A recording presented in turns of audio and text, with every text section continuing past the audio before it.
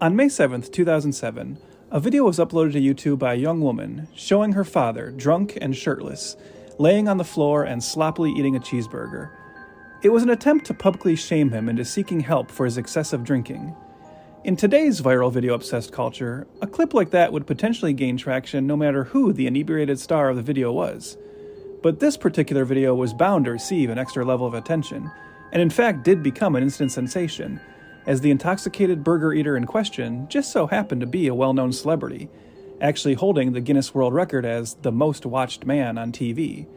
So clearly, this was a man used to having a large audience, but still, David Hasselhoff had obviously seen better days. In career terms, those better days had kicked off in 1975, when Hasselhoff started an 8-year run as Dr. Snapper Foster on the popular soap opera The Young and the Restless. It was a good gig, but Hasselhoff was part of a large ensemble on a daytime show. He really became a household name when he followed that job with the starring role in the NBC sci-fi action series Knight Rider. The show, which featured Hasselhoff's Michael Knight fighting crime with the aid of a self-aware, artificially intelligent car, ran for 4 seasons and birthed a long-running TV franchise consisting of spin-offs, sequels, and reboot movies and shows. And while many actors would be satisfied with having one immortal, iconic TV role to their credit, Hasselhoff wasn't done yet.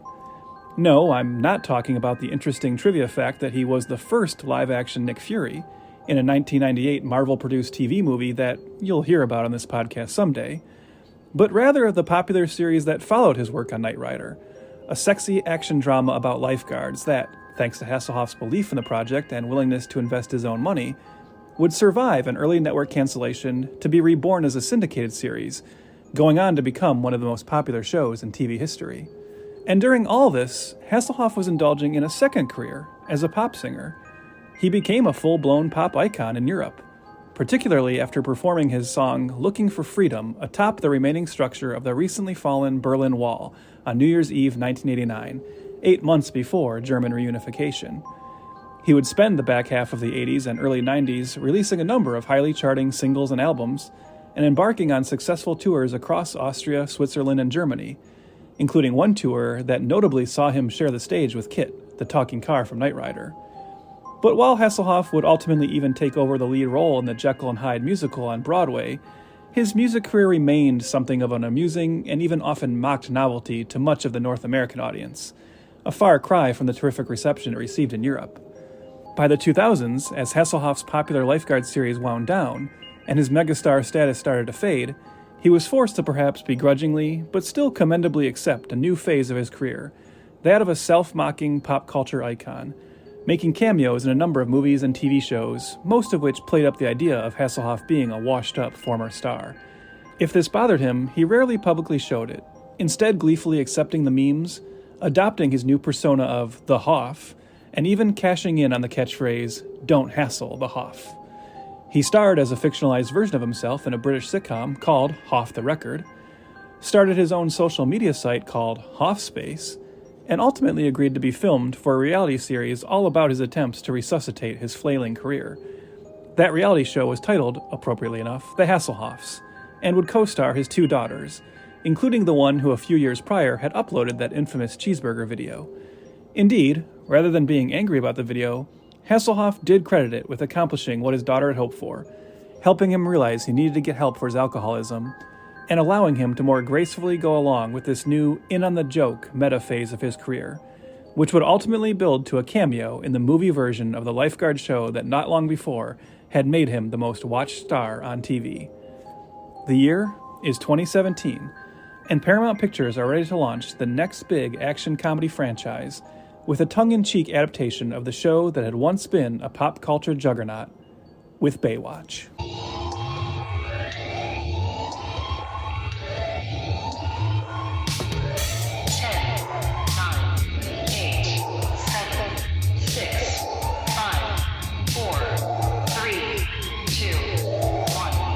0.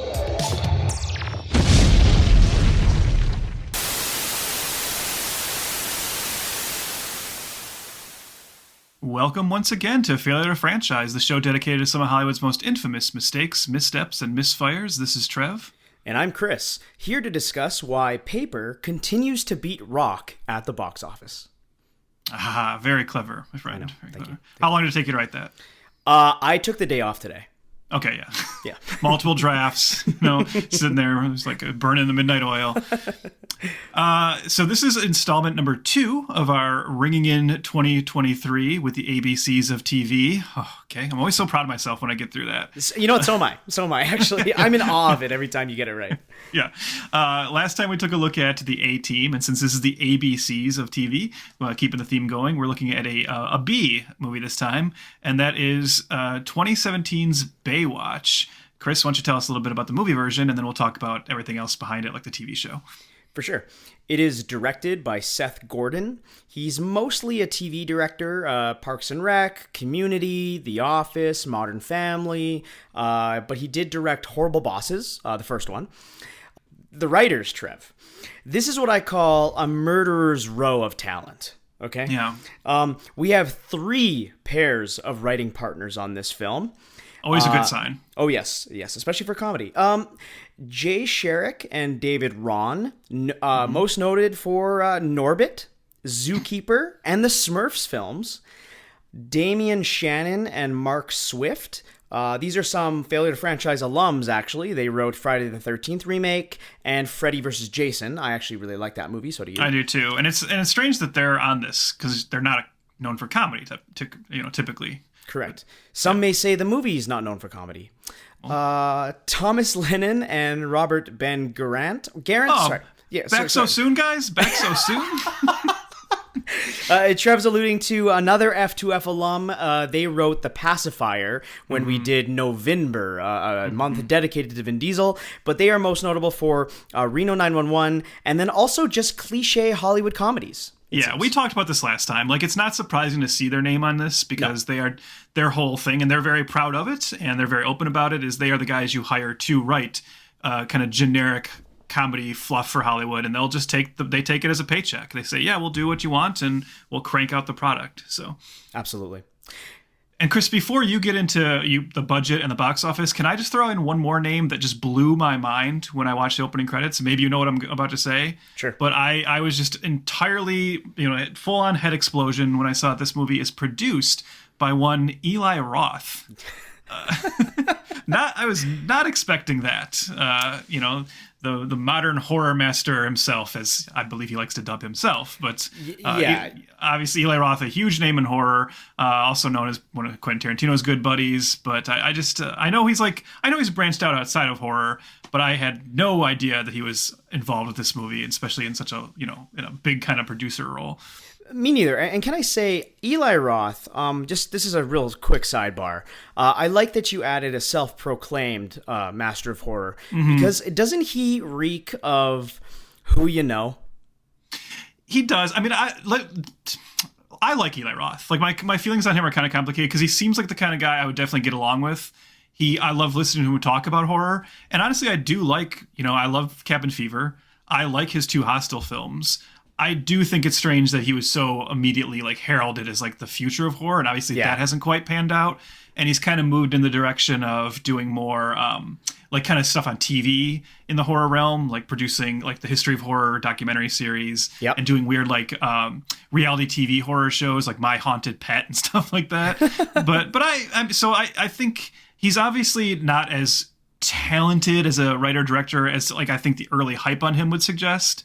But I also think he's a little overly hated by some people. So I don't know. I don't know how you feel about him in general, but I like him. I just don't I don't subscribe to the Eli Roth is one of the masters. He's not. He's just a working guy in the horror genre. Yeah, I agree. I fall on the exact same definition as you do. But for this film, the budget of it is $69 million. Nice.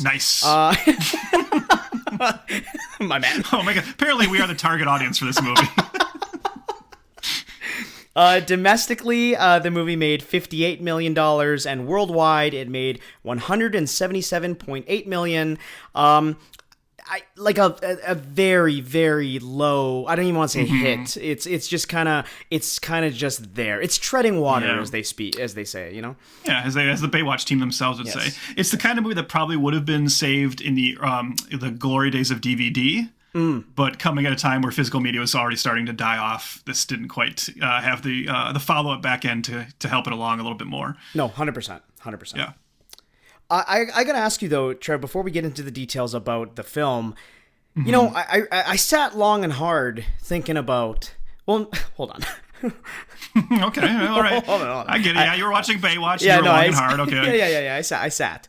And I was thinking, like, what is your history with this show? Like, were you a fan of it? Like, were you aware of even its own troubled productions? Like, I'm not sure.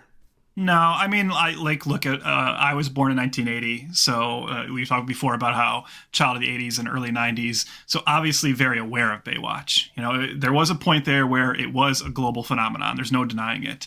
It was a show you couldn't avoid. So if people don't know, I'm guessing everyone like kind of has heard the name Baywatch, but if you are a little younger and you don't know like the whole kind of thing, that was a show that started in 1989. It was an NBC series about a team of lifeguards who kind of also solve crime. Don't worry, we'll get into the concept of this. Yeah. It was a failure on NBC. It ran for one season. It didn't do very well. It was meant to be like a comeback vehicle for David Hasselhoff, who had kind of had a really hard time finding a follow-up project with the same level of success as Knight Rider. And so Baywatch was supposed to be it, but NBC, it just kind of flamed out. But David Hasselhoff somehow convinced the producers to give it another go and sell it into syndication. And this, you know, Chris, I think you know a little bit about this.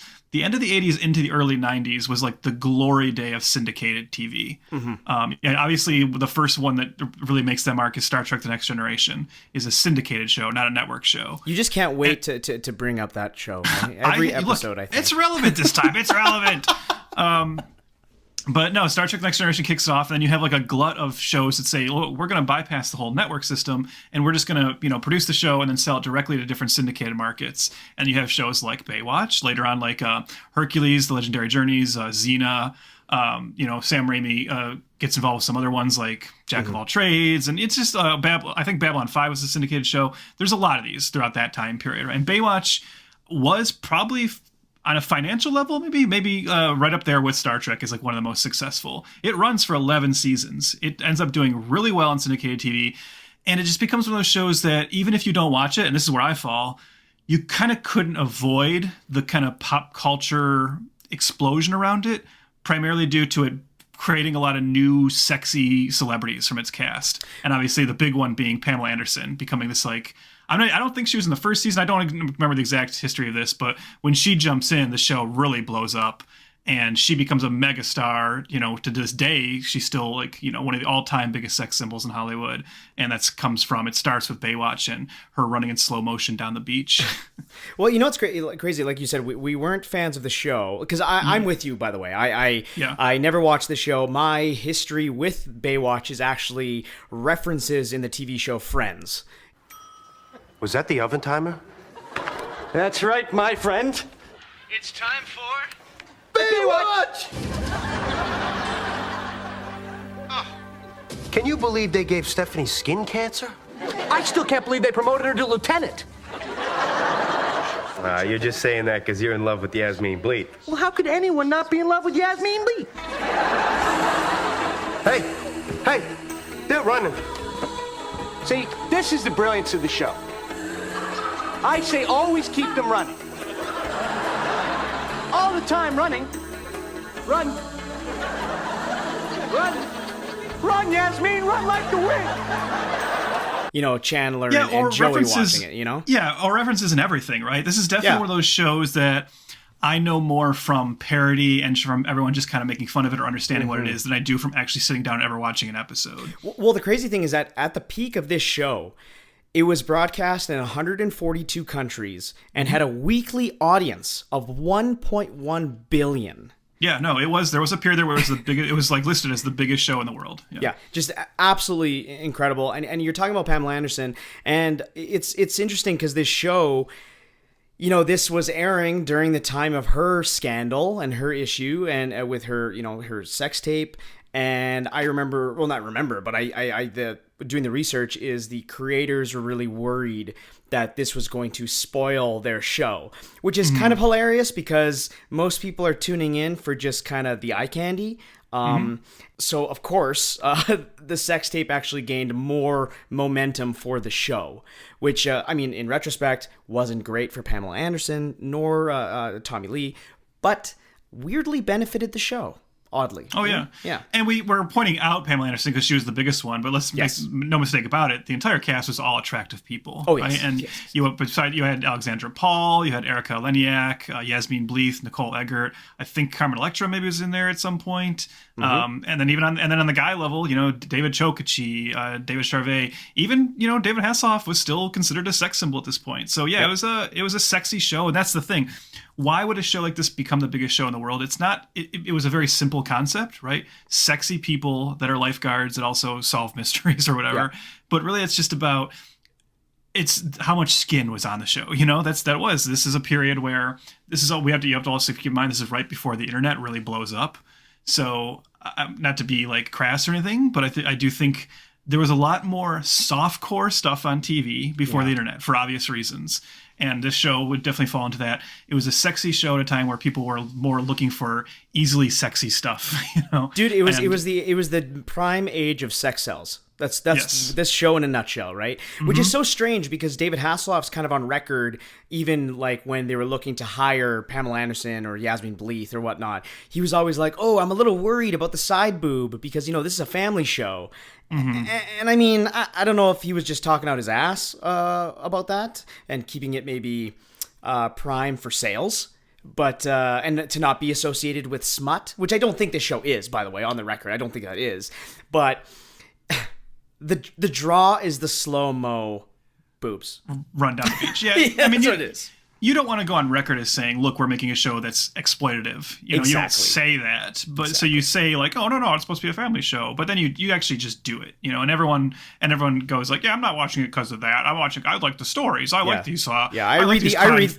Yeah, I read the articles. Yeah, I like these crime fighting lifeguards. No, you don't. And like the proof of that is, and to this day, this is what I find most fascinating. And Chris, I don't know how much you knew about this before doing research, but it's been a long running joke for me. And I still, because people don't really know about it, so I love to tell people about it. The very short-lived spin-off series, Baywatch Nights, which only ran for 2 seasons, which started... This is such a fascinating show. I know it had 2 seasons, and the first season revealed that the character that David Hasselhoff plays, Mitch Buchanan, by day he's a lifeguard, but then it revealed that at night he teams up with like a private eye, and they solve like Raymond Chandler-esque noir mysteries. And then when that didn't work, they're like, okay, well, we'll bring it back for a second season, but people weren't really into that. Let's try something else. The second season went to the supernatural, and Baywatch Nights revealed that Mitch Buchanan, lifeguard by day, by night, he fights like vampires and ghosts. And that was obviously because at that time, that's when X-Files was like blowing up. Right. So like, let's just rip off the X-Files. Neither of them worked. They were both canceled. The show was canceled after both seasons failed miserably. But I just think that's so fascinating that show existed as well. Yeah, I had no idea about that before the research. So I don't know where you can find Baywatch right now, but I'd be interested to maybe dropping in on a couple of those episodes just to see how trash it is. It's probably pretty funny, right? Like that's the thing is it's probably an amusing watch now for different reasons. Yeah, definitely. But that's so I think so especially for my age, didn't watch it, but you're definitely aware of it. You just could not be 100%. Which is so strange that this show never became a movie earlier. Like Baywatch the film comes out in 2017 and it really doesn't even pick up steam until 2015. So like that kind of always shocked me. It is surprising. Like X-Files is a great example of a show that was a huge hit, and they were smart enough to get a movie going while the show is still on.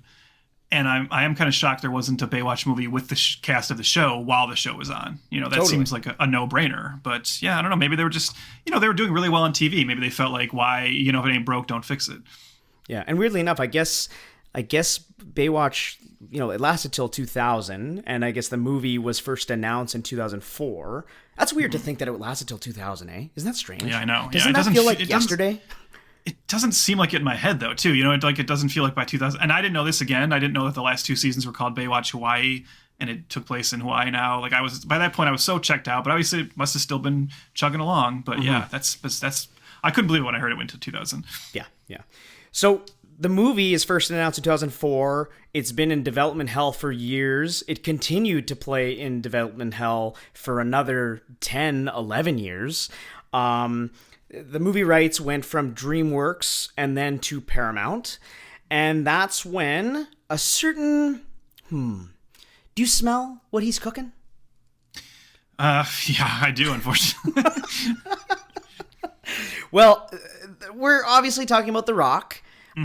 His $7 production company starts to rear its head and realize, hey, maybe this is a good starring vehicle for The Rock. And he is very interested. He is attached to the role in 2014.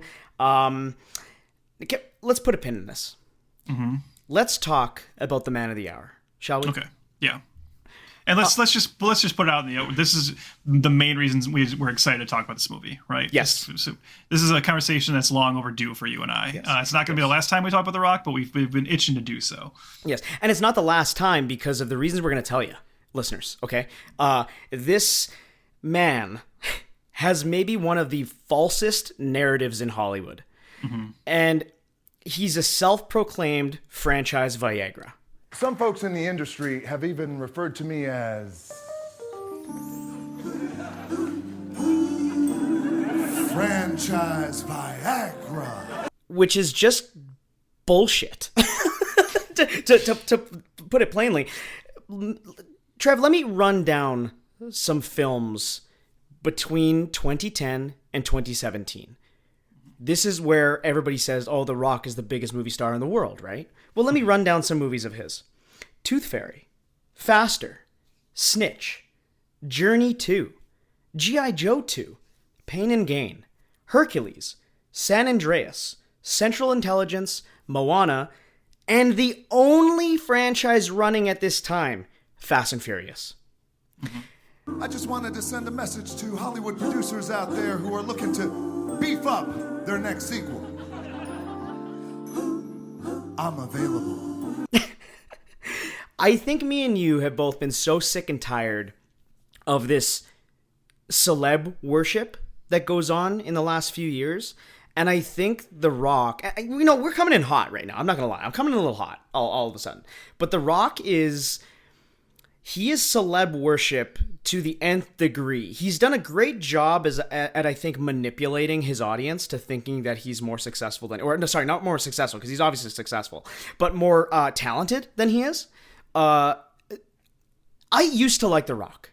I'll say right now. I used to like him pre-2012, I would say. I would say around there is when it started to change. I liked the guy. I thought he was motivational. I liked his Instagram when I used to have Instagram. I rooted for the guy. I really did. And I wasn't a big wrestling fan. I know you were, or still are, but you were for sure when he was. Yes. Yeah. And I always liked, of course he had charm, he had charisma, he had the right stuff for Hollywood. But since then, he's kind of become, safe is an understatement. I think he's become one of the most bland, dull Hollywood action stars that we've seen in recent memory. He's the living embodiment of everything you and I hate about Hollywood today. If you're looking for that extra special something, you want to make sure the box office is thumping. Need the baddest mofo since Charles Bronson, add a dash of Dwayne and a pinch of Johnson. Yes. So let me, before I expand on that, let me talk a little bit about my history of The Rock, since you just alluded to it. I was a huge wrestling fan during like the big Monday Night Wars explosion of the late 90s. And obviously he played a big part in that. It was Stone Cold Steve Austin and The Rock. Those were the big guys, right? Those are the guys that helped WWE overtake WCW again finally. And I loved The Rock. He was great. He was this incredible bad guy. He was one of the first examples of a bad guy who was just so awesome they just had to make him into a good guy because nobody really wanted to boo him.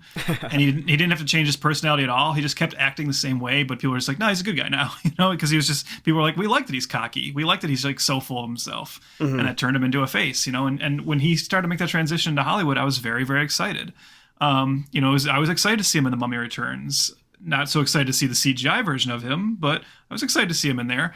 And I love The Rundown, his first kind of like lead role, big action movie. I still think The Rundown is great. I think that's maybe arguably still one of his like top 3 movies, And you saw that and you're like, this guy, this is great. This is starting off so well, Then the next year he does Walking Tall, and you're like, oh, well, okay, well, everybody, your sophomore movie can't always be as good as the first one, Then the next year he does Be Cool and Doom, and you're like, oh no, some problems are starting to form here. And I'm saying this for a reason, because I think he listened to a lot of people. He seems like a guy who early on in his career was definitely listening to people tell him, you are so big in wrestling, you're so charismatic, everyone loves you, you are going to be the biggest thing in Hollywood. And it starts off pretty well, right? Because he jumps into a franchise, The Mummy, that's already an established hit. He does the rundown. It's like enough of a success. But he starts making like mistakes pretty quickly, with stuff like Be Cool and Doom. And then this is a movie I've brought up before, I think, in this podcast, but he does Southland Tales, the Richard Kelly film. And it's a very strange performance for him. It's a very interesting, weird, fidgety, comedic performance. It's actually a really good performance in a not so great movie.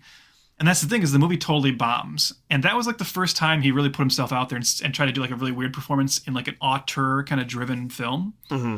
And I think the failure of that film, right then, it like scared him. And he was like, all right, I'm not going to like work with auteurs anymore. And I'm not going to try and make these strange esoteric movies. Now you see Dave Bautista doing like the opposite, right?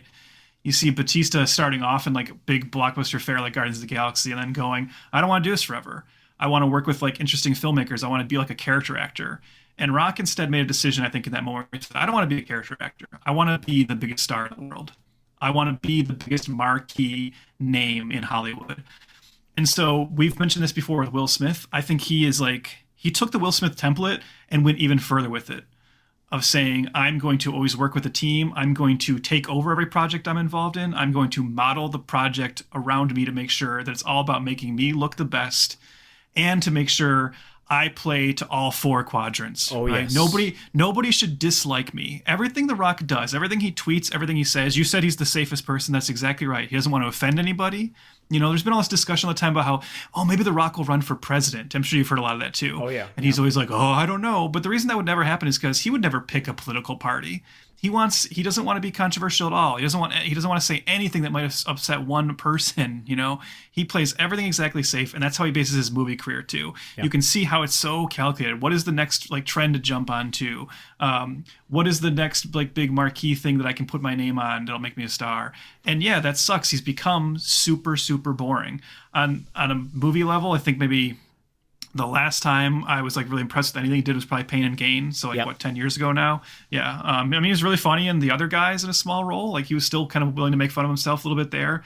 But like you said, right around 2012, 2013, that's when it starts to drop off. And yeah, that whole point you made about that franchise Viagra thing, it's just so bizarre because he comes on and does Journey 2, where he takes over for Brendan Fraser. There's no Journey 3. There's none, yeah.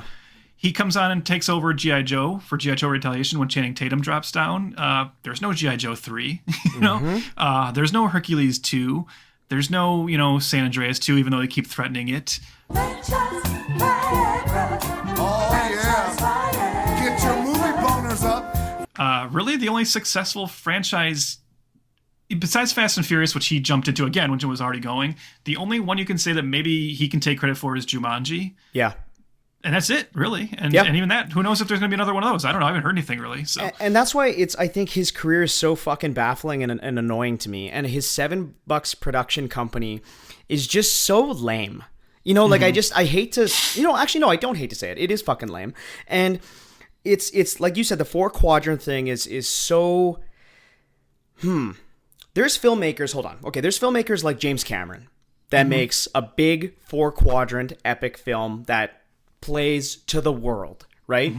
Now, James Cameron, as we've learned, again, and me and you never doubted him, let's put that on record, that was going to repeat itself with Avatar 2. That guy knows how to do it. And he's also creative enough and has a vision to put it on screen. The Rock and his cronies are like business people. Yes, yeah. The Rock doesn't have a creative bone in his body. I really don't believe it. It's just all muscle. And the guy doesn't know how to craft a great character. He doesn't know how to bring in personality to a role. He needs a director like Michael Bay to bring his fucking wild self out.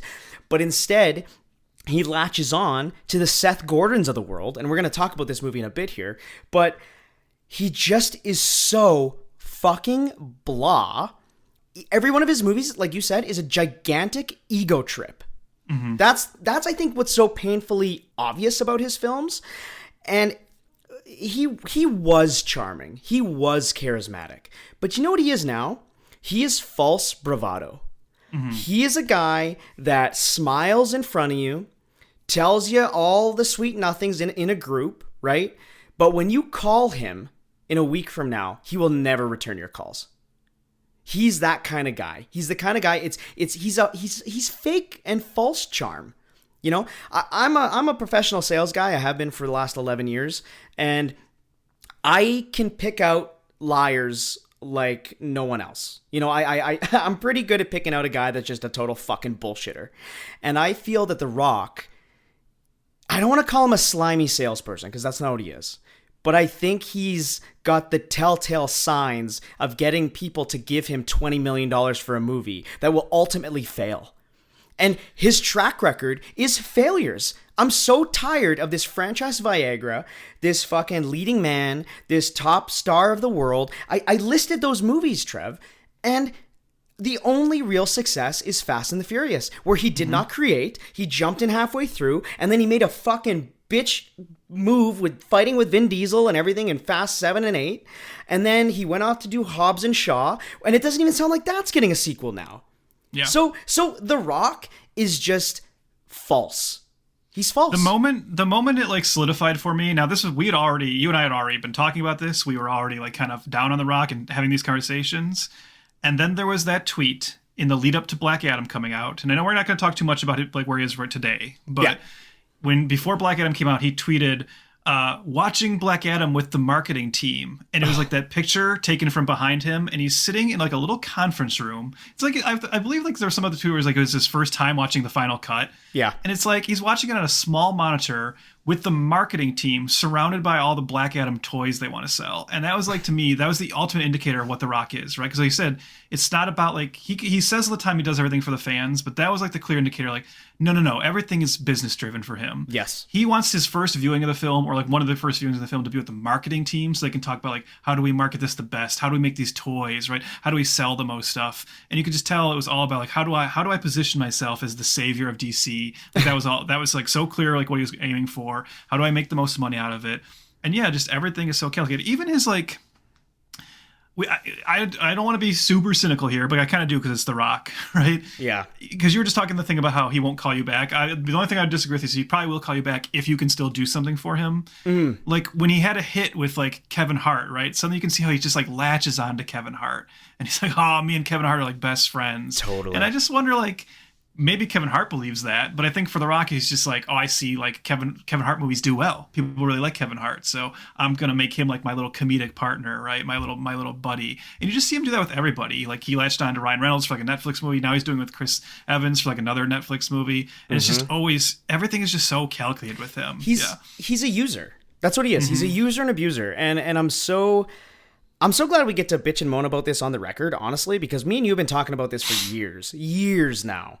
And I hope our listeners don't feel like we're being shitty or being mean or being disrespectful. I think The Rock's career is disrespectful for my time.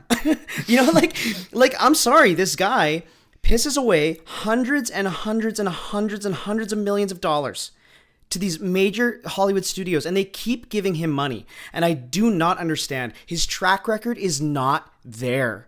It's not there. Where did this come from, Trev? Please explain to me why. How did The Rock become such a movie star by making junk? Where 10 of his movies, he's wearing the same outfit in the jungle. How did this happen? You know, he really like you know, you and I talk about like the people who are like the last remaining vestige. Like Vin Diesel is one of them, right? Where they became movie stars at just the right moment, where before that ended, you know. And The Rock, unfortunately, has really enjoyed the byproduct of that, where he became a movie star, right? Not through necessarily talent or picking the right roles, but just like jumping into the movie fray at just the right time, right? That, you know, like the early 2000s, right? Right before that whole movie star system entirely collapsed. And really, he's chugging along on the fumes of, because he was looked at as like the heir apparent to Stallone and Schwarzenegger, even though that never really panned out. he's been able to always like maintain that image, and people just can't let that go, and they still think of him that way. And it's like I said, it's never really proven itself, but people will always remain convinced that that's the case. And yeah, it's frustrating because he's a guy, we don't like to shit talk actors, unless it's The Rock. We do like to shit talk him because to me, he's a guy who hasn't taken a risk in like over 10 years now. And that sucks. Like, as an actor, you need to take risks. Like, make something that might bomb, make something. I mean, he has had bombs, but obviously he was making them to be the biggest hits in the world. Take some chances, and that's not what he's willing to do. Yeah, he's the guy that comes out saying that, we're, get ready for our 6-part franchise. Yeah. And right away, like you said, he is the epitome of cynical Hollywood. And I can't really say that there's an equivalent actor to him right now. Not even Will Smith, because Will Smith wasn't such a, snake oil salesman as The Rock has been in the last 10 years. You know what I mean? Like, Will Smith doesn't spend all his time on Instagram selling every time on his fucking Under Armour brand, his protein powder, his fucking, I wake up at 3 a.m. I only woke up with I came to this Hollywood with $7 in my pocket, blah, blah. It's like, shut the fuck up. Like, I'm so tired of it. And it's like, you know what? That is a success story. I get it. Fine, move on. It's like, you can't keep clinging to oh man, it's just, he frustrates me. Like, it's this weird thing where it's like, where you realize like just how people are different than you because, or not. I mean, look, would I want his life? Well, I'd want the money, sure, and I'd want maybe that level of success. But I do, when you're an actor, right? I can't imagine. This is probably not true, but in my head it's true.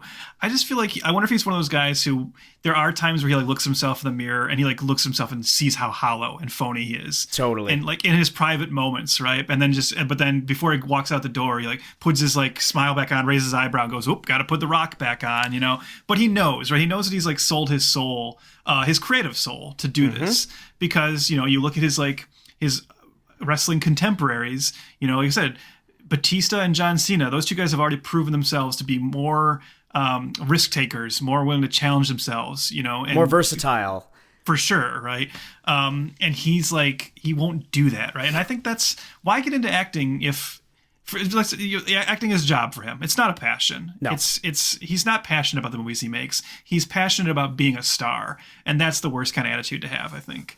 And I think people like to work with Batista and John Cena.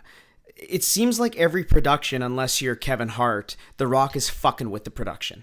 He's trying to take over. He's trying to make it about him. And we're not going to talk about Black Adam stuff here because honestly, we're going to talk about that movie one day.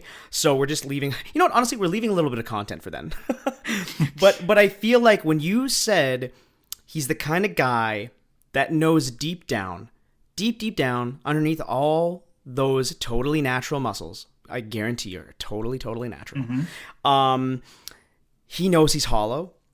And when we saw that, I think, is when he made that video live streaming from his car, giving the numbers of when they found extra money for Black Adam's box office. Yeah. That's when I was like, yo, this guy is brittle. This guy is made of fucking glass. And you could see it in his face too, because he's trying really hard to still do the Rock persona, but anybody with half a fucking brain can see through those eyes when he's just like, yeah, it's still a success, and I promise you guys, and the hierarchy's changing, and we made it for the fans, and the fans, I'm loving seeing it with the fans, and like he was in panic mode.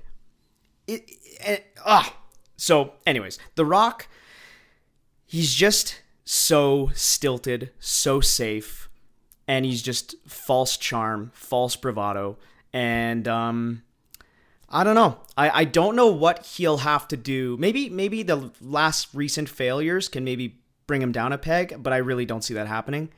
He'll find another studio to sell his bullshit to, but yeah, I don't know. No, that's the thing, is like he's always got an next role lined up. It's like I don't know how many of these failures it's going to take before people finally wise up to him. And like I said, maybe if there's enough of him, he'll finally have to take another chance. Maybe whether that's working with Bay again. I mean, even that at this point, I would like welcome. Yeah. But yeah, I don't know. It's as someone who was a fan of his, like you said, like we both used to like this guy. And I think there was a period where he seemed more genuine, like where he seemed like he was the guy the entertainment industry was like positioning to be, like a really fun, charismatic guy who could be the future of Hollywood. And he flushed it all away to try and chase that too hard, ironically. Like that's the irony of it, right? His desire to become the biggest star in the world is what has prevented that from happening. Yeah. And again, you know what? The guy's worth like fucking $1 billion. Good for you. Good for you. But like we've said many times, I am not in the $1 billion club celeb worship. I really could not care less what you're worth. Especially when you're in this creative medium. I think what will stand forever is not the amount of zeros you go to the grave with, but you know what you put out there. And The Rock's legacy to me it's like beyond disappointing. You know what I mean? Like it's something that it's such a fucking cliff dive. I don't know. It's upsetting, and that's why I think, like, you know me, our listeners know at this point, I'm a passionate guy, and I get a little highfalutin about my feelings on things, and I find him just the worst, just the worst. Yeah. So, having said that, all right, let's take that pin out now. Do you want to just talk about Baywatch? Yeah, let's get into it. There's nothing more interesting about the production of it, so let's just get into it. You never forget the one who steals your heart. Or the one who kicks your ass. Some fishy shit is happening on our beach. And my balls say we need to go over there and check it out. It's a bad idea, Mitch. We're lifeguards. My balls say, just take it easy, right? Well, my balls are saying, fuck that noise. Let's go handle business. Your balls are bullies. Baywatch works because we follow rules. Do some shots! This guy's a train wreck. I'm Matt Brody. And not a single fuck was given. He's one of the best swimmers in the whole world. It's like if a human fucked a jet ski, which is impossible, but it'd be so cool. There's your cot. Don't jack off on my sheets. Just remember, I'm always watching. The fuck? Who's your daddy now? All things considered, things could have got a lot worse. Oh, a foot. That's good luck. Pick it up. We need to search the morgue for evidence. Check his taint for needle marks. You want me to check his taint? Lift his fucking scrotum and check his taint. Dude, it's a taint, man. It's a You taint. didn't even look. Get closer. Ugh, it smells like yogurt. Oh, there is a hole. That's just his butthole. Smile. I'm posting that. Do not post that. Just a handful of ball sack. Turn the canals into the goddamn X Games. That's because we were in lifeguard pursuit. Oh, okay. My bad. Except for there's no fucking such thing as lifeguard pursuit. In Emerald Bay, Florida, Lieutenant Mitch Buchanan and his team of lifeguards, including second-in-command Stephanie Holden and veteran C.J. Parker, protect the beaches as a part of an elite division known as Baywatch. Having made over 500 rescues in his career, Mitch is beloved by the community to the annoyance of the local beat cop, Garner Ellerby, and Mitch's superior, Captain Thorpe. During one of his morning patrols, Mitch discovers a small pouch of drugs washed up near the Huntley Club, which is now under the ownership of Colombian businesswoman Victoria Leeds, who has been secretly bribing City Councilman Rodriguez and others in efforts to increase her stake in the Bay. Joined by a trio of hotshot recruits, including former disgraced Olympian Matt Brody, they ditch the surf and go deep undercover to thwart the devious plans threatening the future of the Bay. Oh man, what an exciting lifeguard plot for Baywatch. I've actually seen this movie before, Trev. This is your first watch, correct? Yeah, it is. So I'm going to actually throw it to you, and I would love to see or hear what you thought about Baywatch 2017. Yeah.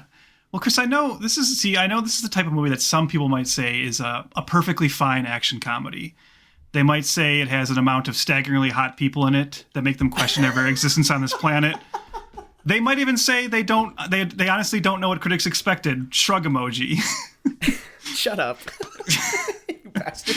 All highlights from. Unfortunately, I did come across Chris's previous Letterboxd review. But we'll talk about that. We'll get into. Don't worry. I'll allow you to talk about that review. Sure. I never watched this movie because when it not only like was I already kind of like didn't care about The Rock when this came out back in 2017, but I was already pretty checked out on this kind of comedy. You know what I mean? Like I could just see the trailers and I knew this was going to be like a juvenile, because it's R-rated. I knew it was going to be a juvenile, R-rated, boner kind of comedy, and it literally is at one point. And I was just like, I just don't want to deal with that. And I felt like when I sat down and watched it the other day, it was everything I dreaded it to be, and even worse. When we get into the review, I'll talk more specifically about all the missteps I think this movie made. But I think what really does sink this movie, to keep the lifeguard water metaphor going, is it's definitely the wrong take on the material. And you can, in this case, not to keep our shit fest going, but you can, in this case, almost 100% pin that on the leading man. And what he did to design this movie around himself, quite clearly. I hated The Rock's character in this so much, and like the movie's focus on him and how the movie treats that character. And I thought it deflated any chance of this movie actually having not only legit comedy, but heart. I think those two things are missing here. And I know, I don't know what like a good Baywatch movie would be, because obviously the show is not known for being like a quality show as much as an interesting, like weird artifact if people watch it because it was sexy, like we said. But I do think there's a better Baywatch movie to be made than this, for sure. This is, it's really bad. It's really bad. And I'm saving my thoughts because I want to get more in depth on them. But the short of it is, I really didn't like it. And I really think this movie is like a perfect example, for multiple reasons, of everything we just said about The Rock. Like everything we hate about him is kind of perfectly encapsulated in this one movie. And I'm looking forward to talking about it. But now tell me how you kind of liked it, apparently. So. Okay, first of all, yes. Okay, let me defend myself a little bit here. Okay, I did watch this movie, I guess at this point, oh my God, 5 years ago. Mm-hmm. Jesus. And I was slightly to heavily inebriated while watching it. Okay. I do not stand by my own words. So let's get that out the way. Watching this in 2023, with the brain I have now, and especially doing this podcast, and also seeing where The Rock has gone since then as well, this is so bad. Mm-hmm. Like irreprehensibly bad. Yes. There's a quote here, and I apologize to I tried to go look back where I saw this quote, but Baywatch has no interest in satire or parody, just the occasional fourth wall breaking for an easy joke. Likewise, it's hard to tell whether the atrocious, quick-cut, shaky cam fight action choreography is meant to be parody of the Bourne movies, which Efron's character mentions at one point, or whether it's just badly done. This movie's just badly done. It's bad. It's vulgarity that tries way too hard. It is obviously trying to model itself over the Jump Street films, right? Mm-hmm. And I think this movie is what we expected the Jump Street movies to be. You know, like I think the lightning in a bottle that was the Jump Street films, with the talent behind them, with the comedy, the ideas, the meta nature of it all, just the brilliance of them, honestly, was so shocking. And that's why those movies are so good. And Baywatch is worse than a pale imitation. Mm-hmm. It is like, let's do the Jump Street movies, but leave talent at the door. It is the purest product of two Chinese investment firms. This is the worst type of corporate film. Trev said before when we were talking about The Rock saying he sells his soul. When I turn this movie on and it flashes on the screen, the Shanghai Film Group and Wawa Media, I recoiled in my seats, but also thought, yeah, that's obvious. You know what I mean? Like I wasn't surprised that The Rock's film was like, yeah, let's get Chinese money in this now, and we gotta sell to China, you know? And I think this fucking movie is never funny, it's never thrilling, It's just hacked to bits. And you said that it falls on The Rock's shoulders. I could not agree more. It is you need a pain and gain Rock for this movie. You know, you need something wild, something zany, not just The Rock. Well, that's the thing. Just so The Rock. When I checked out on this movie, and by the way, I did the extra painful thing of watching the extended cut. By the way, I did too by accident. So okay, so we watched the Logan Paul cut. By the way, okay, that's one of the extra things I didn't know, obviously. Yeah, but yeah. Oh great, I'm so glad I subjected myself to Logan Paul for. But so yeah, I checked out on this movie pretty immediately, and it's during the opening credits. Because the opening credits are a montage entirely dedicated to establishing how awesome Mitch Buchanan is, right? How there's just nothing wrong with this guy. He's perfect in every way.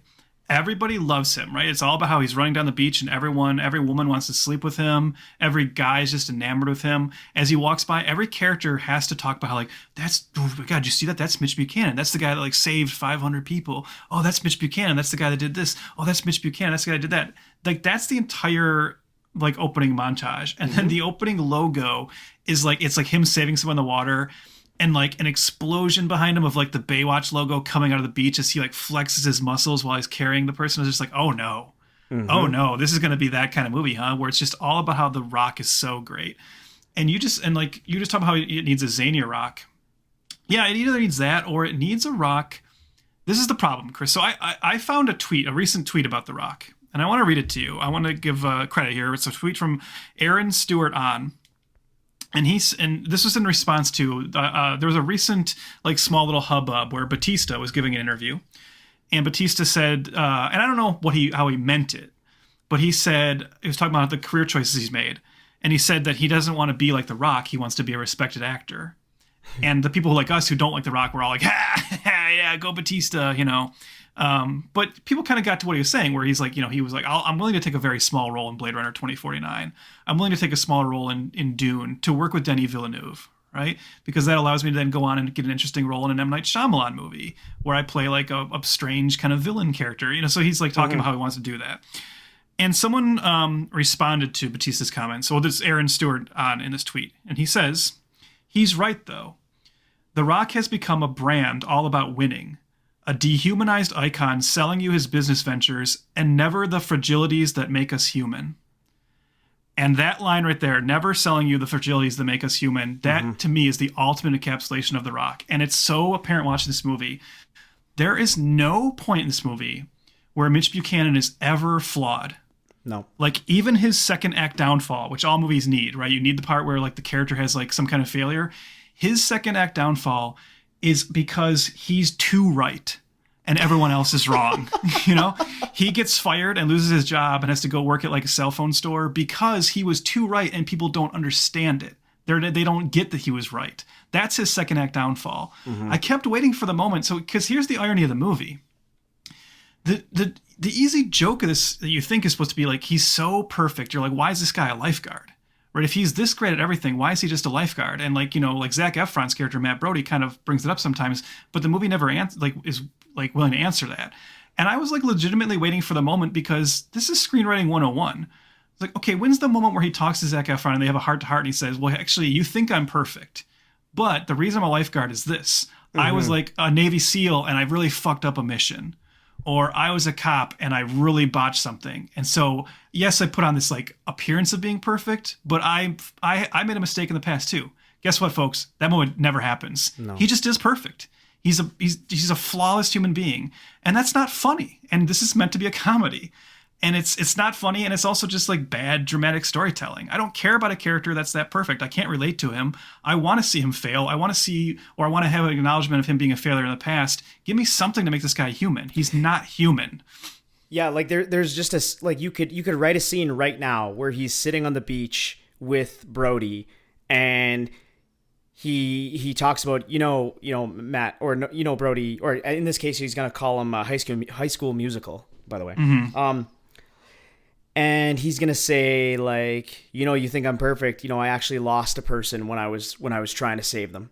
You know? Yeah. And yeah, you know what? I've saved 500, but that'll never make up. It'll never be enough. It'll never be enough to make up for that one loss. So I'm always chasing that. And like, that's the line. Like, that's all you need. And this movie, for 2 hours, by the way, never gives you any dramatic... It's, you know what? This movie's not doing comedy well, and it's not doing drama well, like you said, right? So it never really comes together in any sense of the word. So it just feels like scenes. It feels like scenes of showing The Rock awesome. You know, there's a scene where your trio of characters, Dwayne Johnson, Zac Efron, and Alexandra Daddario, are sneaking into a hospital. And they wear disguises. And then for whatever reason, in 2 seconds, they change disguises. And then again, in 2 seconds, they're in a different room and they're taking off their disguises. Mm-hmm. And then the whole time I'm thinking, well, aren't you supposed to like meet up with some confrontation? You know, like, isn't that the whole fun of getting into disguise and entering, you know, a building? Is somebody tries to foil that? You know, why even the costume change? You know, but no, every plot, every mission goes according to plan. And it's just, that's why there's no excitement. There's nothing at all. And oh man, like the fireboat rescue, there's a scene where Brody and The Rock are running off to save this boat that's on fire, and the flames look like they were made with, you know, After Effects. And The Rock gets onto this boat. He's like inches from flames. The guy's not even sweating. He's not even getting burned, nothing at all. And he just breaks open the door, rescues a girl, and a girl immediately, of course, Trev, what does she say? You can have your way with me. Just make it quick. And it's like, what is happening? Well, you know why that scene's really in there, right? That scene is in there so that Matt Brody can be revealed to be a failure, doesn't know what he's doing, but Mitch Buchanan knows exactly what to do. Right. And that's the thing, is I don't want to keep harping on this one point, but I'm going to. I'm sorry, because it's the key to like what is wrong with this entire movie, is that The Rock, I'm just going to say The Rock, not Mitch, because obviously this is about him. It's about his persona. Sure. He has to be alpha in every scene. I mean, so you say this movie is ostensibly a two-hander, right? It was sold on The Rock and Zac Efron. And Zac Efron, and I'm sure, once again, I'm sure it's all natural, but Zac Efron got ripped to a ridiculous degree for this movie. Like, I kind of forgot about that. And when he takes off his shirt at the beginning of the movie, I was like, holy shit. Because it's like, insane. It's an inhuman body, right? But so you're like, oh, could the comedy be from The Rock actually being threatened by Matt Brody? Because you said Matt Brody is an Olympian. He's a famous Olympian swimmer who, like, his whole kind of his storyline, as it was, is that he was a great like individual swimmer, but in the team event he really screwed up because he doesn't care about working with the team, and he cost the U.S. team everything, and he got disgraced because he got drunk and like threw up in the pool during the event. And so that's his thing, right? So, but you'd think that maybe the movie would say, maybe that they would find a comedy, and Matt Brody comes in, he gets put onto this like lifeguard team by the higher ups because they just see like the PR capacity of having Matt Brody there. But wouldn't it be funnier if like Mitch Buchanan actually was kind of threatened by him and like challenged by him? But instead, Mitch instantly like sees him as like a nobody, like a nothing, and treats him that way the entire movie, essentially. They have like a competition where they have to do like an obstacle course, and it's all about like The Rock just easily beating him. Like The Rock has to be alpha to the point where they can't ever let Zac Efron be his equal. And that's not what's interesting in the case of the movie. We want to see like an actual like competition turning into bonding of these two. But The Rock isn't willing to let himself be human enough to ever be threatened by this guy. And so that's, again, like the fact that The Rock has to be like the alpha figure throughout every moment just kills like comedy and drama for this. And it makes the Matt Brody character nowhere near as interesting as he should be. And just one last thing on that. He is such a dick, Matt Brody, through like the entire movie. Except you're obviously like, oh, okay, at some point he's going to have the moment where he like realizes he's wrong, that he should work with the team. But when that moment happens in the movie, I'm sure you felt this way too, it's so unmotivated. He just like suddenly, because the screenplay demands it, right? They go, uh-oh, we're going into the third act. So we need to suddenly have him realize he was wrong and be like, oh, you know what? Actually, I do respect Baywatch. It just happens. Yeah. There's no like real inciting moment that like leads up to it. And like that sucked too. Because like that at least that could, it's like the simplest character arc to do. You know, the flawed, failed person who rediscovers what, you know, the soul they used to have. And this movie can't even bother to do that with with Matt Brody. So you have two shit lead characters. Well, and that's especially Brody's character, like you're saying, his persona just changes off the cuff. Like even he starts off as a total asshole, and then he becomes like progressively dumber. Like just so dumb that you kind of start to, again, he becomes so dumb you question, why am I even here anymore? Why am I rooting for this dum-dum? It's kind of the way I feel about the Thor movies. Like the fourth one, I'll say, is that like Thor is your main character, but he's become such an idiot that there's no drama there. Now it's just really bad attempts at comedy. And well, I'll tell you what that is. He becomes so dumb that it's quite clear, because you were talking about the 21 Jump Street thing. They either wrote this for Channing Tatum, or they were writing it with Channing Tatum in mind because of 21 Jump Street, like that, like template, right? Yeah. Because Channing Tatum's one of his real strengths, especially in the comedic realm, is there's probably nobody better in Hollywood right now, and really he's in like the top 5 of this of all time, I think, of playing dumb but charming and sweet, lovable. Yeah. Yes, like Channing Tatum like nails that, where he's like dumb but you're rooting for him. And like if you put him into that role here, it would have been much better. But the thing with Zac Efron is, and I like Zac Efron. I have nothing against the guy. I think he's pretty talented. But he is so fucking like, there's something about his persona where when he plays dumb, it's more like he comes across like dumb but cocky, and you still hate him. You know, there's nothing likable about it. He's dumb frat guy. You know, he's the dumb jock frat guy bully. You know, that's what it is. He's dumb bully, whereas Channing Tatum is like dumb jock, and there is a difference there to a certain degree. Definitely. But you're so right that this whole film is this like the vanity project for Dwayne Johnson? Like, that's what. Yes, I think so. It is. Yeah. This is the movie where he's like, you know what? I can have my shirt off for 90 minutes. I can smile the whole time. I can be the winner. I can save the day. I can kick ass. I can be around hot girls all day. I can get hit on the beach. I get to just spend my time working out. There's even scenes of him working out. Mm-hmm. It's just...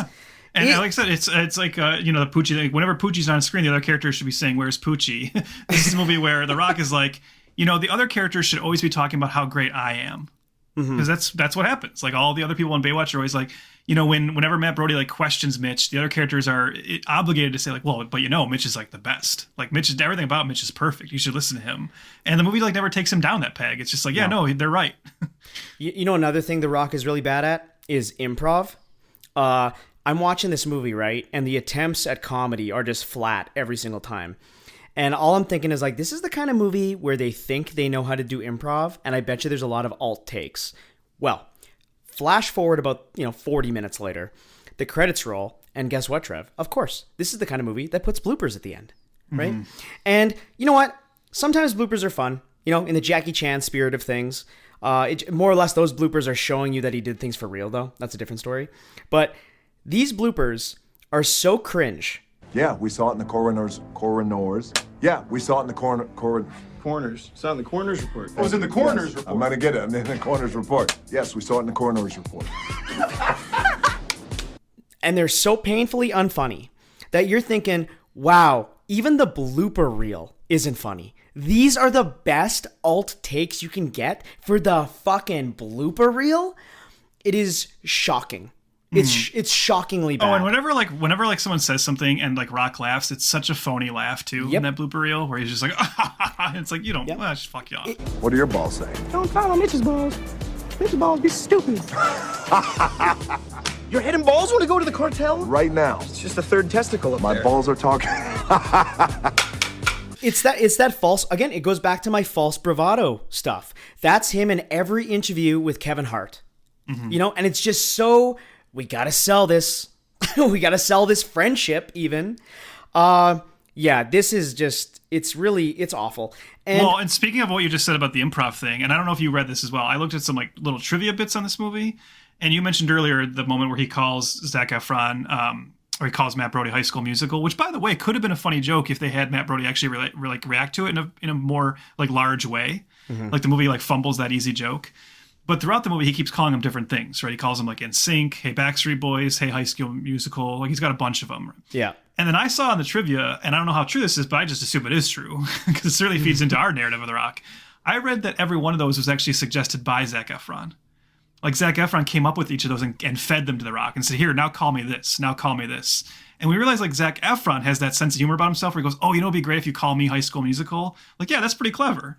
But The Rock is like not clever enough to think of that. Well, also Zac Efron's coming off of working with the Apatow Gang, right? Like he was working on the Neighbors movies, where I actually think he's pretty funny in there. Yeah. I never saw Dirty Grandpa, but like I know he's great in Neighbors. Like I think he's really funny.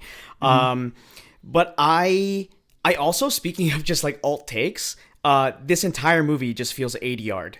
You know, it's just horrible editing, 80-yard one-liners, falling flat all the time. So I completely believe that. I believe that Zac Efron gave The Rock lines, and then The Rock fucked them up, and The Rock did them all in post later. And that's why there's so many awkward cuts. You know, like it really feels hacked to bits in every way, shape, or form. In the audio and the visual, it feels like scenes. It feels like scenes, and maybe that's why I sort of liked it when I was drunk. Maybe it all came together, you know? I'm not sure, but like watching it stone cold sober, this was just, it's bad. Attempts at comedy, you know? You're saying all the names of Matt Brody. Here, I'm going to read out a couple quotes to you, Trev. Sometimes I place the clips in that, you know, you actually hear in the movie, but that's going to be too much work, so I'll just tell you. Are you Batman? No, just bigger and browner. What are you, Aquaman? So we got a couple of DC jokes in here, which is hilarious in retrospect. Bath time, shithead. And then they're doing like really shitty meta commentary that the Jump Street movies are so good at, where they kind of explain this crazy heist thing, what they're going to do, and how Baywatch operates. And then one of the characters goes, sounds like a very entertaining but weird TV show. Mm-hmm. Kill me. Well, let's talk about that moment actually, because okay. I want to. This is my other thing with this movie, right? And it still ties into the Rock element of it, but we keep making the obvious 21 Jump Street comparison, and that's the thing is this movie had a template to follow, and it botched it. So sometimes we like to do Trevor rewrites the movies, but I'm going to replace that in this episode with just Trevor reconceptualizes the movie, because the movie would obviously just be funnier if they just made a straightforward, legit Baywatch movie, like in the style of the old TV show, because time has proved that, right? It's like people like the show because it's campy. So the actual joke would be funnier if you just made a straightforward Baywatch movie. Or let me pitch something else to you, Chris, because I was thinking about this watching it, and I was thinking about how, The Rock is the main character here, but he's so perfect. He's like, that's what's like sinking the comedy. You know who the main character in this movie should have been? Ronnie. Now let's talk about Ronnie. Ronnie is the nebbish kind of loser recruit character in this, played by John Bass, an actor I don't know too much about. Apparently he was just in She-Hulk, but I'd kind of given up by that point. But I think I guess he's kind of known for being from that show Miracle Workers, the one with Steve Buscemi and Daniel Radcliffe. But he's like, he's like the guy who's clearly not good enough to be in Baywatch, but they like him, so they let him be a recruit, right? But he's a side character. Now I was realizing the joke of the movie should have been that he's the main character, and that the entire movie is through his eyes, and he's completely like baffled and thrown off by how serious Baywatch is about all the ridiculous things they do.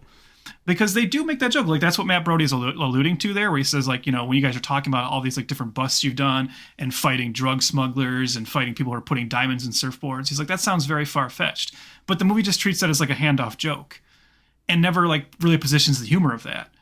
But if the joke was that the movie's treating just totally banal lifeguard stuff, like, super serious, and showing them go into slow motion when they're just doing, like, the simplest thing... And then you always cut to Ronnie and he's like, what? Like, why is this? Or even like, have them like do their big like missions and everything and have Ronnie be like, yeah, but like, why are we doing that? Like, that should have been the through line of this entire movie. And instead, because it's The Rock again, the movie is like, no, Baywatch fucking rules. They're awesome. They're better than cops. The Rock is a superhero. And that's just the way it is. And if the joke was like, yeah, that's what Baywatch thinks they are, but our main character is actually like, this is stupid. Like, that's dumb. That's what 21 Jump Street did very well. Yeah.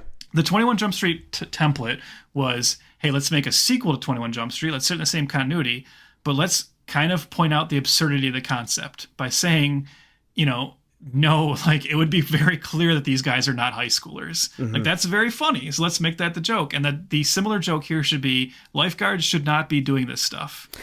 And whenever like Matt Brody says that in the movie and The Rock both are like, fuck you, you're wrong. We should be doing that. Yeah. I'm so glad you're saying this because I did write down something similar, being like there's comedy there to think that the Baywatch people, the people inside the organization, think that this is the most important thing to the community, to the city, that they are, without them, the city will implode on itself. Right? Yeah. There's a comedy to that. And it's hinted even like with the cop, played by Yahya Abdul Mateen II. He's kind of like, even the moments when he's like, "You're lifeguards, you're not cops." Like, there's comedy to that with them taking it so seriously, right? Yeah, but where the comedy should be is like the cop Ellerby should be right. Yeah, like he should be the character that's right. Like the Baywatch characters should all be buffoons in this movie. Yes, like absolutely. That should be the joke. Like they should be like so into themselves and so obsessed with what they're doing. And the whole joke of the movie should be that they're full of themselves. They have inflated egos, but then they actually do solve the mystery. Like that's fine. That works as a premise. I would buy that, where they're idiots. They think they're cooler than they are, but then at the end they get their shit together and they actually do the job. Like that's again screenwriting 101. Like that, when the movie presents them as also alpha and like, no, they're always right and they are better than the cops. Sorry, that's not funny, or it's also just dramatically inert. So yeah, it feels completely manufactured. And it's almost going, it's weird to say this, but it's almost going against the obvious. That's the strange part, is it's going against the obvious little tweaks that would make this passable, right? But instead, it's pure vanity. Let's see if you agree with this. I actually think that this movie kind of even miscalculates the eye candy. Now, hear me out. I'm not trying to be creepy or crass, but Baywatch, the series, as we said before, you know what you're getting into, you know what you're going to see, yada, yada, okay? Now, in this movie, it's very much focused on The Rock and Efron being shirtless and beautiful the whole time. Actually, the only nudity in your hard R comedy, action comedy, is actually of a dead penis. That, to me, is just a miscalculation.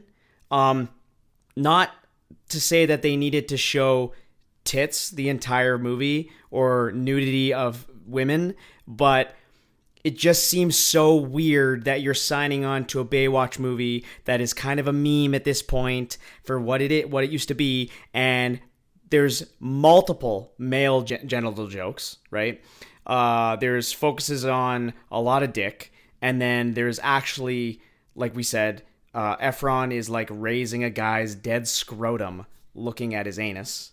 Yeah, but if we didn't have that part, Chris, we wouldn't be able to have gay panic jokes in a 2017 movie. That's true. Where it's like, it's so funny because a guy touched a penis, and like obviously that's gross, Yeah.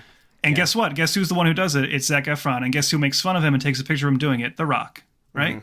And then when they wear costumes later, who's the actor who's actually willing to dress in drag and dress up as a woman? Zac Efron, not The Rock, right? It's like, you can just see it again. It's like, it's so clear that The Rock is like, there's something like there too, where it's like, I'm so alpha that let's do gay panic jokes. And the joke is like, Zac Efron might be gay because he's touching a penis.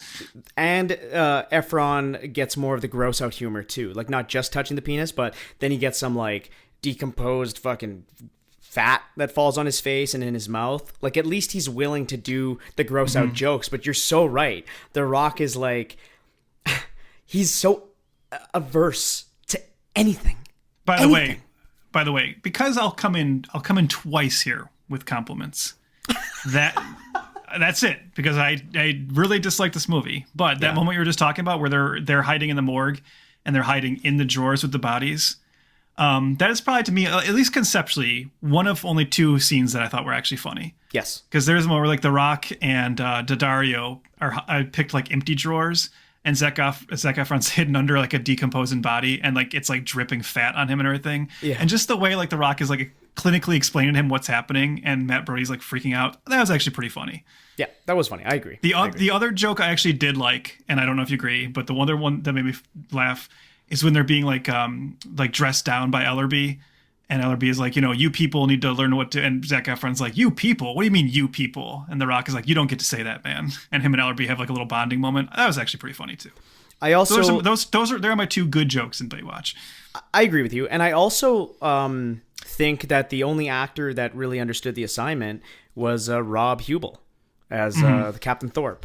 I think he's playing it in that wink-wink way. Yes. Like he's basically been taken out of the Jump Street movies and put into this movie where nobody's matching his energy. I warned you about sticking to your job. This wasn't even Mitch's fault. You leave me no choice. You're done. I want you off the beach. I'm putting Brody in charge. Oh, whoa. No way. There's not a... Hey, You can do this in your sleep. that's not what I'm saying. I don't want the position. You have 2 gold medals, okay? You're like the Stephen Hawking of swimming, minus the total paralysis part. I mean, to the point where he plays it so much that the minute you meet him, you know he's a bad guy. Yeah. but still, I agree with you. Yeah. Yeah. Spoiler alert. Sorry. Yeah. Spoiling Baywatch. And yeah, like what we said, where like because they're not willing to like make that joke too, it also makes the reality of the movie very bizarre. Like when they have like the tryouts at the beginning for like who will be the new recruits in Baywatch, I was like super confused again. Is like, why are there so many people on the beach watching these tryouts? Why are they treating lifeguard tryouts like it's a sporting event? And that's another moment where you go like, well, that should be like the heightened reality of like, this is ridiculous, right? Nobody cares who the lifeguards are on their beach. Like that should be a joke, but the movie doesn't treat it as a joke. Instead, the movie treats it like, no, people really would love Baywatch. They would like be super interested. So it's like the movie is just always missing the obvious joke right in front of its face about how ridiculous this show was. Like it's so weird that they have Matt Brody verbalize that, but they don't seem to get it themselves. It really does feel like Seth Gordon didn't have control on the film. Like it just feels that way. And as we've learned over the years, and especially recent news, The Rock takes over the production, right? And I feel like Seth Gordon, he directed, again, he has a pretty prolific career in TV with comedies, very good ones too. And he directed Horrible Bosses, which I actually quite like. I love Horrible Bosses. I think that movie's hilarious. It just feels like there's zero of his strengths in this at all. It just feels so ripped away from his grasp that he seems like he's a guy that's like, okay, we're pointing the camera where Dwayne wants us to today. Mm-hmm. Wherever his muscles are accentuated the most. Yes. Yeah, I don't know. It's because like I was watching it, like just thinking... There's so many times where I was watching, like, I wish I could have just been on set as like a comedic punch-up guy. And it's not even like I think I'm like the funniest person in the world or I'm a talented comedic writer. Sure. But like there's so many moments where like you and I just like kind of talked about how this movie could obviously be a better comedy just on a conceptual level. Mm-hmm. But there's a scene, I'll give you an example of where just because of my history with comedies and knowing what is funny on a basic level, where I could tell you why something could have been better. There's a moment where The Rock is chasing some bad guys, or like the Baywatch team is chasing some bad guys. It's a foot chase. And they end up going into a resident's house on the beach. And The Rock is fighting this like this goon throughout the house. And they end up in a baby's room while the baby is sleeping, right? And the obvious joke here should be that they both are worried about upsetting the baby. Yeah. And like breaking the room, right? That would be very funny then, because then the fight can become like a quiet, gentle fight and they're both like, shh, and they both have moments like, no. Like that's like, you just laughed as I said that because that's funny. But the movie instead, and again, every fucking time I say this, it comes down to The Rock.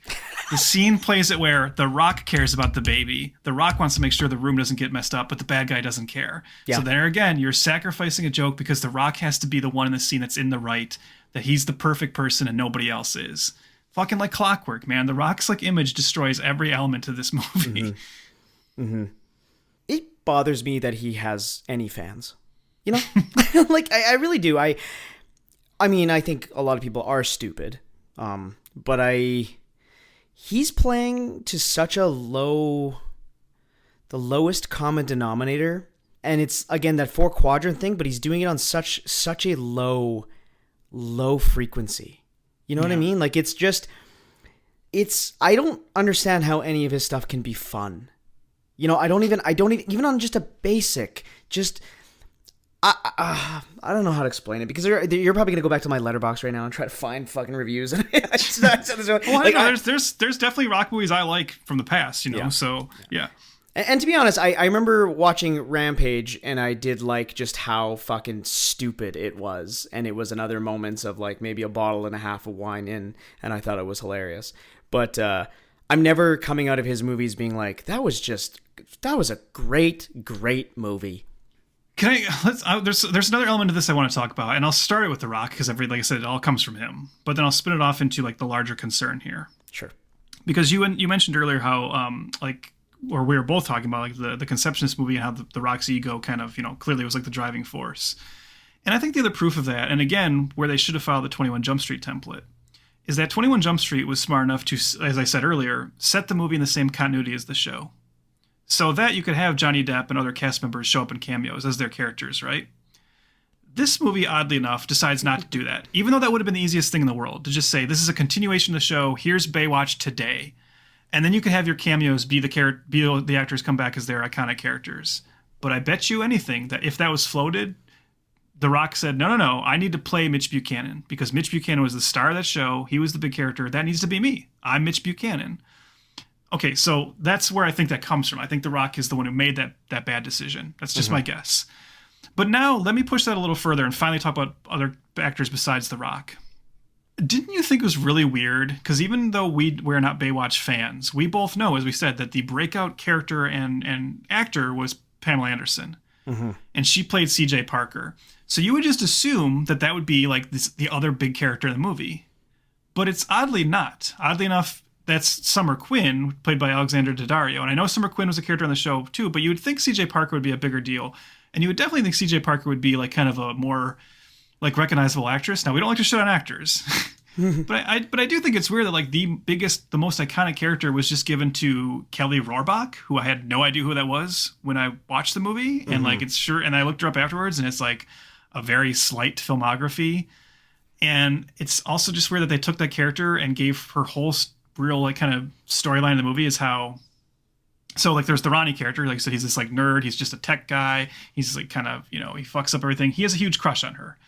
And every time she tries to talk to him, he can't speak, he keeps getting in like terrible situations around her. He gets his dick and balls stuck in like a bench because that's funny, clearly, because dick and ball jokes are always funny. But the joke of the movie, I guess, is that she actually does like him. She's always into him from the beginning. I thought that was weird too.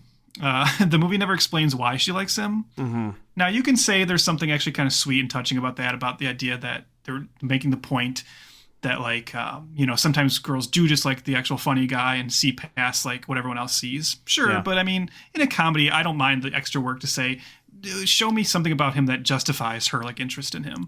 But it also makes him seem like an even bigger idiot, because it's like he never... It's so obvious. It's so obvious. It's so obvious. It's there's comments on his dick and maybe it might be big, and she's into him. She's into him. She sees him showering and she's like salivating, like looking at his dick, and he's still like, I don't know. I'm so nervous from this girl. I could never ask her out. It's like, dude, she just told you she's like down. Like it's just so it's so bizarre. I saw a quote from Kelly Rohrbach, which is, this is funny because I don't want to be too shitty about this, but I saw a joke from or a quote from Kelly Rohrbach where she was talking about that relationship in the movie, and she said that character was like written to be like a Jonah Hill type. Once again, I bet you they wanted Jonah Hill and just settled for John Bass. Totally. But she was like, oh no, I was just reading the script thinking I would totally be into this guy. He's like so funny. That's entirely the kind of guy I would be into. So I like looked up Kelly Rohrbach, and she used to date Leonardo DiCaprio. And ended up married to the heir to the Walmart fortune. So, yeah. Oh yeah. So totally not talking out of her ass. No. Yeah. To answer your question about why hire a quote unquote, I don't want to say nobody, but a lesser known actress for CJ Parker and to not focus the movie on CJ Parker. Well, duh, The Rock's in this. That's just what it is. That's the answer. Again, it always comes back to him. We might sound like a broken record on this episode, but Trev's right. The through line to why this movie's a piece of shit is The Rock's involvement. Mm-hmm. There is another version of this movie where he's just has nothing to do with it, and it comes out at least watchable. Yeah, you want to know what that version is? Because I saw in my research again that at one point they were talking to Bill Hader about playing Mitch Buchanan. Oh wow! Guess what? That's like probably a 3.5 star movie. You know, like a Baywatch movie that leans into the joke with Bill Hader sounds instantly 100 times better. I also want to slightly, I don't know if I want to correct you because it's not really clear either, but it is maybe actually set in the continuity of Baywatch, the show, because Mitch gives his keychain to Matt Brody at a certain point. He goes, yeah, my mentor gave it to me, the best in the business. And it's from David Hasselhoff. Mm-hmm. And then later when Mitch is, Rock is, down and out and working in a retail store, David Hasselhoff shows up as Mitch. Well, they don't call him that, though. He's just called the mentor in the credits, right? Okay, but there's another cameo in the movie. Yeah, the worst cameo I've ever seen in my life. Yeah. And Pamela Anderson shows up, and they call her... They don't say CJ, but they say that the name, that the acronym of CJ's for. I don't know the name. I can't remember. Mm-hmm. But they basically say, yeah, this is who runs our Hawaii division, CJ. Mm-hmm. And it's like, oh, Chris, can I? I'm confused. I know. I've gone cross-eyed. Let me feed into your confusion. Can I ask you why in that moment when she shows up? Because the joke, and she doesn't even say a fucking word. That's what made it so stupid. It feels so tacked on, and again, kind of like disrespectful, right? To have your the biggest icon star of the original show just kind of walk in and make a joke about how she walks in slow motion all the time. That's it. She doesn't say anything. And then you said they go, yeah, this is Captain Casey Jean Parker from our Hawaii division. Why didn't they just have Kelly Rohrbach in that moment go, Mom? Right? Yeah, something like that. Yeah, for sure. Like, because here's where I'm still going to push back against you. You say that it's the same continuity, but I'm telling you it's not, because The Rock is Mitch Buchanan, who David Hasselhoff played. And then the other characters are Matt Brody, Summer Quinn, Stephanie Holden, CJ Parker. These are all characters from the show.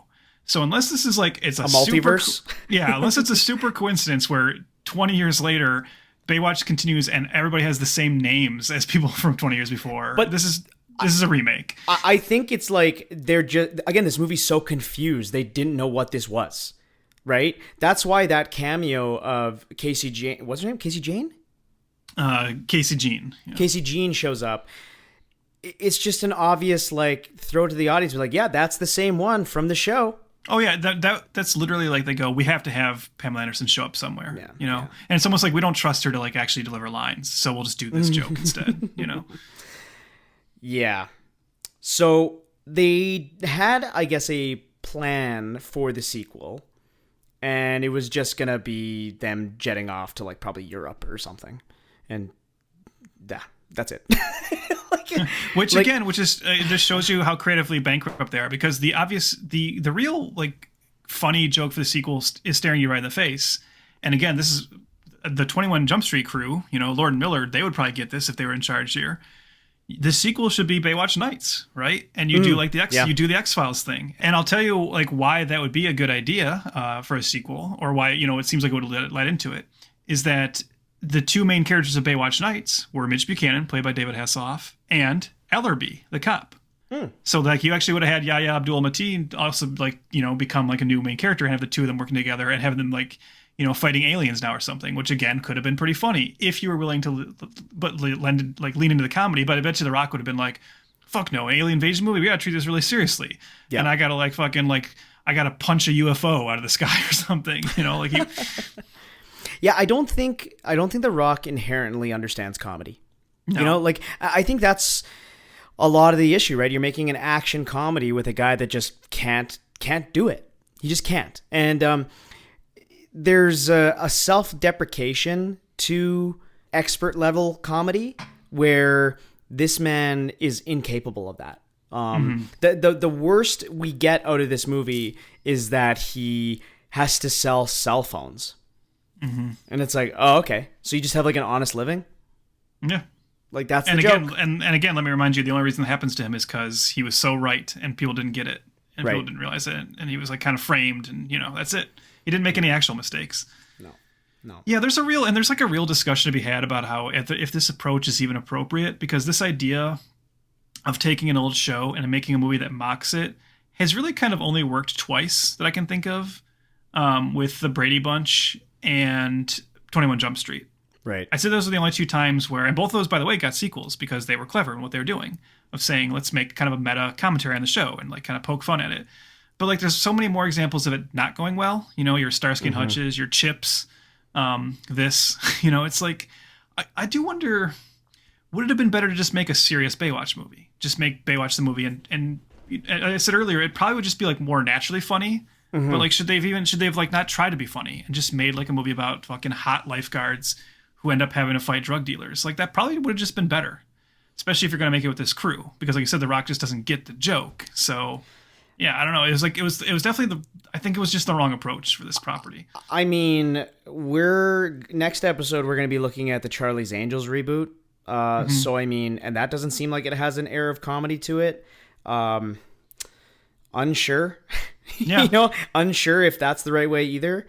Or just Baywatch is not, you know, it's not a big screen property. You know what I mean? Yeah, like, it's one of those. Time has passed too, right? Totally. Like we talked about this on the A-Team episode, is that the A-Team was this, you know, 5-season cultural phenomenon, and then it just kind of dissipated, right? It's just gone. So when it came back, filmmaking notwithstanding, it just, nobody turned up for it, you know? And I think even Baywatch, where you have a quote unquote star like Dwayne Johnson and nobody shows up to even Baywatch, I think it had its moment in the sun. You know? Well, like we said earlier, a big part of the reason Baywatch was such a hit was because it was a time when softcore titillation could still make something a hit on TV. Totally. You know, and that's not the time anymore. So you're right that you either like don't do it now, or if you're going to try and sell the sexiness of it, you need to lean into being more raunchy, like you said. Yeah. Like, if you're gonna fucking make an R-rated Baywatch movie, look, not to be crass, but you're probably right in that it should have been like a boob fest. I mean, like it just push it to that extreme. Like make you know, those movies aren't even really in fashion anymore either. But I mean, at least go for it. You know. Well, that's what I was gonna say, is that even that hard R approach is still not even doing female nudity much anymore. We talked about this in weirdly enough, the Friday the 13th remake episode, is that it's a time that is just done. You know, it's just very, very rarely do you get a movie like X that comes out from last year, where there is a lot of nudity and it's a hard R horror movie. But even that, like that movie is not doing, you know, $300 million at the box office, right? No. Like, it's and just that movie's like, and that movie's also like a knowing commentary on like an older kind of movie. Exactly. So You're so it's right. like defense, right? Yeah. Yeah, but for it to happen like kind of naturally, it doesn't fly anymore. So instead, you get a decomposing dead dick. Yeah. So you'd recommend this? Yeah, it's pretty good. Yeah. No, this is awful. Yeah, I think there's nothing worse. I've said it before. There's nothing worse for me than a bad comedy. Like, that's my least favorite kind of bad movie. Because that's the thing too. Is like, a bad action movie becomes funny. A bad drama can become funny. A bad comedy is the opposite of funny, right? It just unspools in front of you, and you feel bad for everyone involved. Well, I don't feel bad for The Rock, fuck him, but I feel bad for Zac Efron because I know he's more talented than this. I feel bad for Alexandra Daddario, who is so useless in this. We haven't even mentioned her, barely. Like, there's just no point to, right? There's like, yeah, she's in it.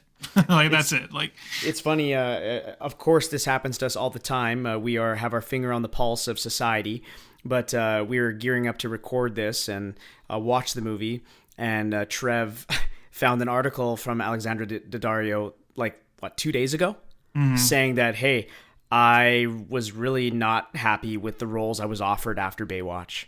And I'm like, you know, it's a shame, right? Because I think she's got talent to her. She falls into that category that we talk about, that she's pretty hot. And that's all anybody wants to see of her, right? But I think she's got something there. But unfortunately, I guess she's on White Lotus right now. I hear people love White Lotus. I've been talked about. Yeah, she was in the first season. I don't know if she was in the second season. No, spoilers. Okay. But yeah, that's Baywatch. I mean, I don't know what else. I've gone over everything I needed to. Yeah, I don't know if we've ever done a review before that was just such a, like, let's fucking trash this one person. But, like, that I think anybody who would watch it would agree with us. Like, you really, if you start to think about it, as we point out, we came up with other individual complaints, but they all track back to it centering on The Rock and his fear of ever looking like anything less than a superhero on screen. Totally. Right? Just will not allow himself to show any like actual humanity or flaws or weakness. Can't have a real downfall that he comes back from. Like, it sucks, and it just kills this movie. Yep. Yeah. Are you looking forward to doing this all again when we watch Black Adam one day? Dude, we also have to watch Hercules. Ugh. We're probably also going to end up watching San Andreas. Yeah. Like... Yeah, like that's again, that goes back Jungle to Cruise. Come on, man! Like, you don't think? Where's Red Notice 2? You know, we could be visiting this guy a lot, unfortunately. Yeah. But remember though, Trev, he's franchised Viagra. Franchise Viagra.